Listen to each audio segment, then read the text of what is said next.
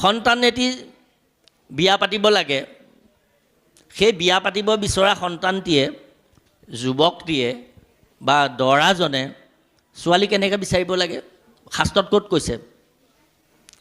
অধৰ্মই বিয়া পাতিবলৈ হ'ল, ঈশ্বৰক আৰাধনা কৰিল, ঈশ্বৰ আহিল, ঈশ্বৰক প্ৰাৰ্থনা কৰিলে যে মই বিয়া পাতোঁ, মোক কন্যা এটি লাগে। বোলে পাতা আকৌ, কন্যা লাগে, কেনেকুৱা লাগে?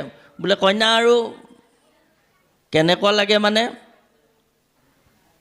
কাম্য কৰ্ম যত মানে সবে নাদৰি, যাৰা তজু চৰণে ভজয় নিষ্ঠ কৰি, অন্যে মিলি তজু গুণ নাম গাই, আনন্দে